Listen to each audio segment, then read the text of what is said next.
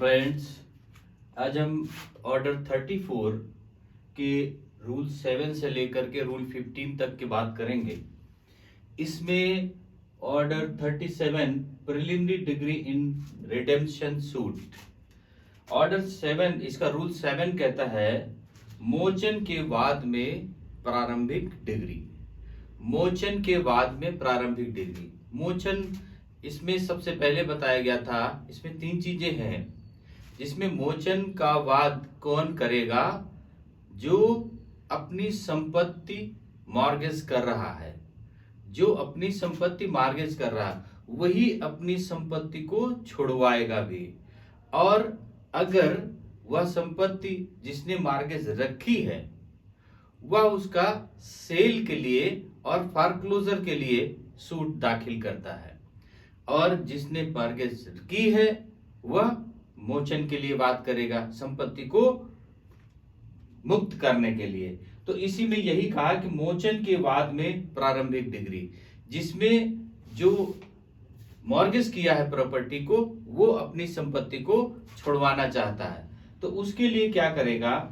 अगर वाद उसने दाखिल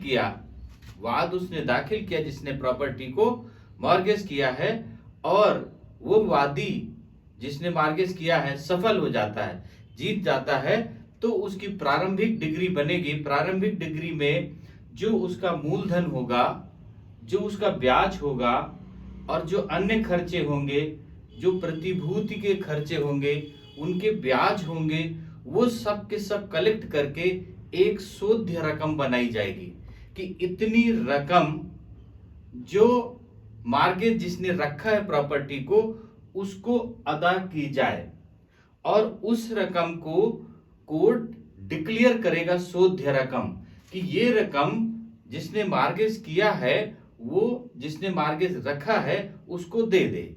और उसके लिए टाइम डिसाइड करेगा, एक डेट फिक्स करेगा। वो डेट 6 माह बाद की हो सकती है, अगर वह 6 माह की बाद की हो सकती है, और तत्पश्चात उसके बाद जो खर्चे, प्रभार, मूलधन, शोध्य रकम, ये सारी चीजें हैं, अगर वो जमा कर दे तो वादी को प्रतिवादी समस्त प्रपत्र जो उसने मॉर्गेज में रखे हैं वो वापस करेगा।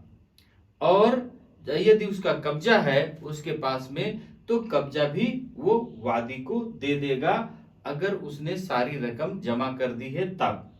अब इसमें कहा कि अगर ऐसी प्रारंभिक डिग्री बनी और वो रकम को जमा नहीं कर पाता है, तब फिर प्रतिवादी जिसने प्रॉपर्टी को मॉर्गेज किया है, प्रतिवादी कोर्ट को एप्लीकेशन देगा कि इस प्रॉपर्टी को सेल करके मुझे इसका पैसा दिला दिया जाए। उस प्रॉपर्टी को सेल करने का प्रार्थना पत्र दे दिया जाए, और प्रॉपर्टी को कोर्ट आदेश दे सकती है कि उसको सेल करके उसका पैसा दे दिया जाए, और जो वादी है जिसने मॉर्गेज रखी है प्रॉपर्टी को उसके सारे राइट्स समाप्त कर दिए जाएंगे। ये बात रूल 8 कहता है, रूल 7 कहता है। रूल 8 इसका कहता है final degree in redemption suit. अभी प्रिलिमिनरी डिग्री बनी, अब इसमें रूल 8 में कहा कि मोचन के बाद में अंतिम डिग्री, फाइनल डिग्री कब बनेगी? फाइनल, अभी प्रारंभिक डिग्री में सारे खर्चे बना करके वो दे पाएगा या नहीं दे पाएगा, तो उसके बाद रूल 7 में कर दी गई। अब रूल 8 में कहा कि वादी अगर पैसे नहीं दे पाता है तो उसे सारे अधिकारों से वंचित कर दिया जाए, प्रॉपर्टी छुड़ाने के सारे अधिकारों से वंचित कर दिया जाएगा, और उसके लिए अंतिम डिग्री पारित की जाएगी।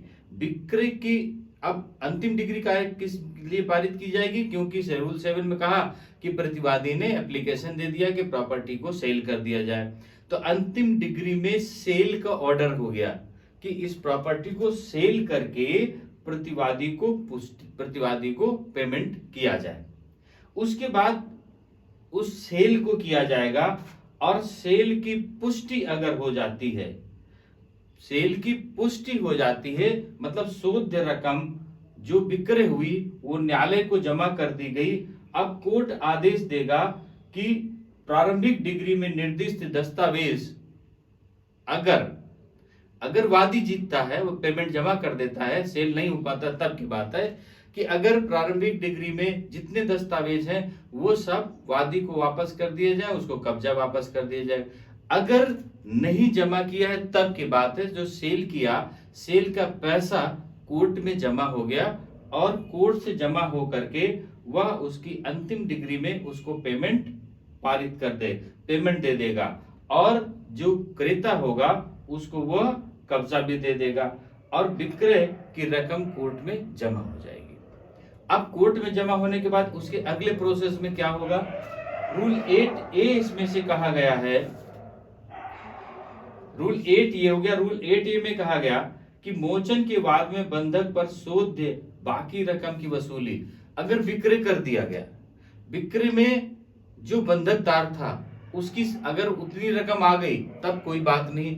अगर मान लेते विक्रय की गई और उसको कम रकम मिलती है, कोर्ट को कम रकम विक्रय से आती है, तो जो शेष रकम है उस शेष रकम के लिए या पाश्चात्य शेष रकम के लिए कोर्ट क्या करेगा, ऑर्डर जारी करेगा, डिग्री पारित करेगा कि शेष जो रकम है वो किस तरह से वसूली जाए। अब इसका रूल 9 कहता है decree where nothing is found due और where mortgage has been overpaid. Rule 9 इसका कहता है कि डिग्री जहां कुछ भी शोध नहीं पाया जाए या जहां बंधकदार को अतिसंदाय कर दिया गया हो, मतलब अब बंधक किसी ने प्रॉपर्टी को रखी, उसमें से सारी शोध रकम प्रारंभिक डिग्री में निकाली गई। अब प्रारंभिक डिग्री में यह पता चलता है कि जो उसने रखा वो प्रॉपर्टी की वैल्यू से ज्यादा है, अतिसंदाय है, ज्यादा उसने पेमेंट किया है।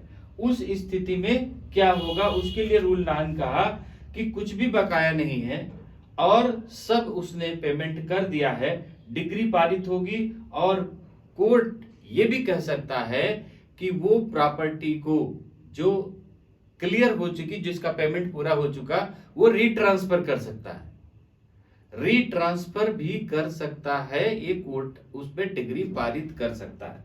ये बात रूल 9 कहता है। अब रूल इसका 10 कहता है cost of mortgage subsequent two degree. Rule 10 कहता है इसका बंधकदार के खर्चे जो डिग्री के पश्चात हुए हैं।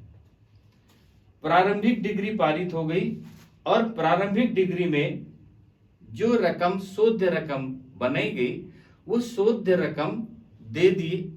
अब फाइनल डिग्री बनाने और प्रारंभिक डिग्री बनाने के बीच में जो समय बचता है, उस समय में जो भी खर्चे हुए हैं, जो वास्तविक रकम जो उसमें खर्चे हुए हैं, वो खर्चे बंधक में ही जोड़े जाएंगे, क्योंकि प्रारंभिक डिग्री में सारे खर्चे बना दिए गए, लेकिन अभी खर्चे अदा नहीं हुए। उस खर्चे को ही लेने के लिए फाइनल डिग्री बनेगी। तो जो बीच का पीरियड है, बीच के पीरियड के जितने खर्चे होंगे वो सब बंधक के खर्चे में जोड़ दिए जाएंगे। ये बात रूल 10 कहता है। अब रूल 10A इसका कहता है अंतकालीन लाभ का संदाय करने के लिए बंधकदार को निर्देश देने की न्यायालय की शक्ति।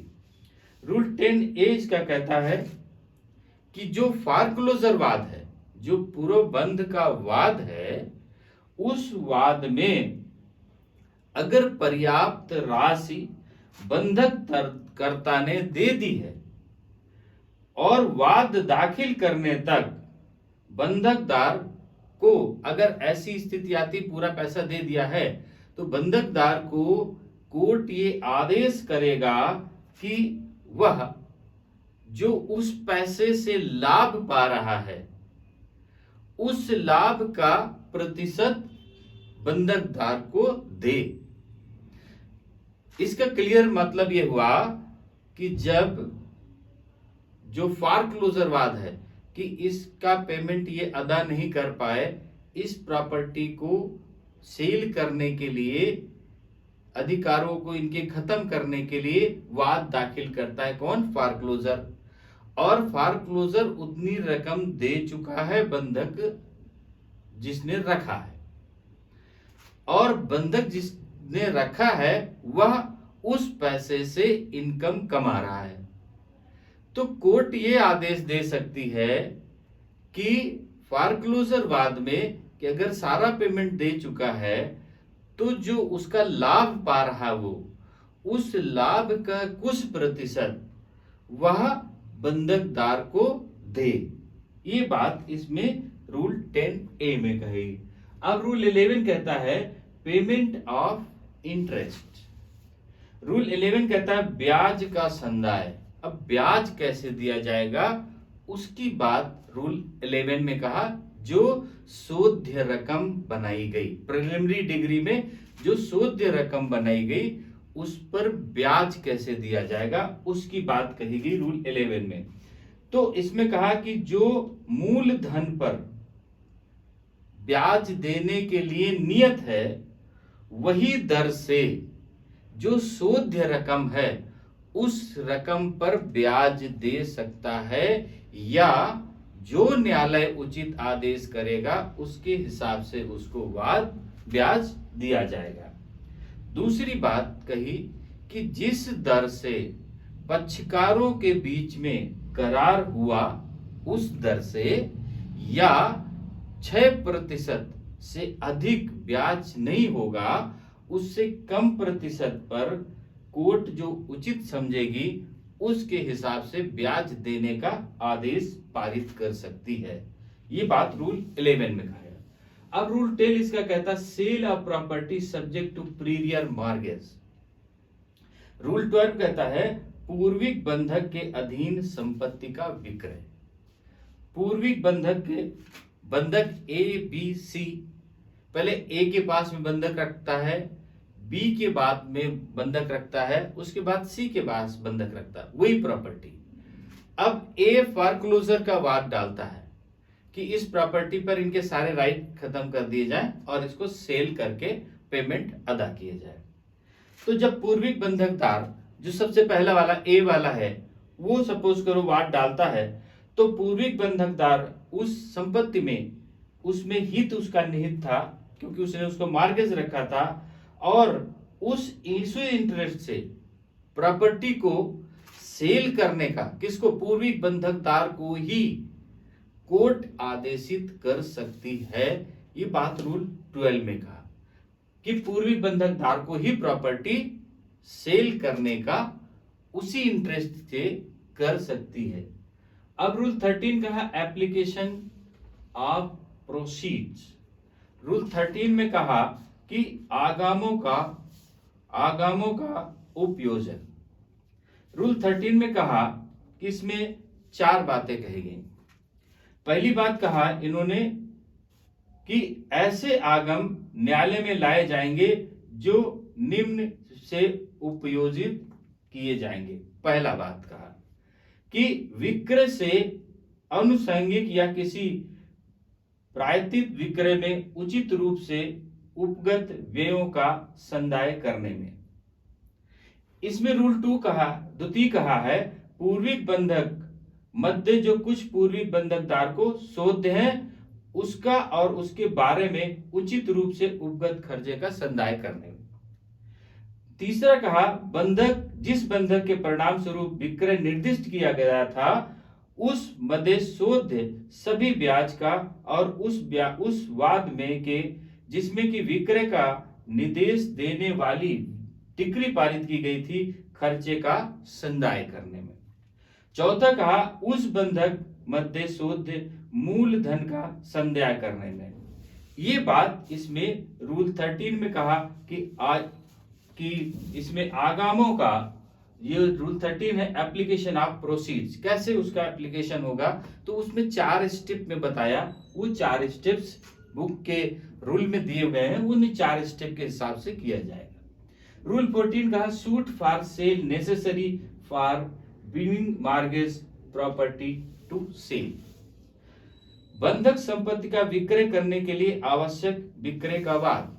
अब इसमें कहा रूल 14 में अगर कोई प्रॉपर्टी बंधक रखी गई और बंधक में उसको धन देना है तो धन का संदाय या धन का ट्रांसफर या पैसे देने के लिए केवल और केवल प्रॉपर्टी को सेल करके उसका पैसा अदा किया जाएगा।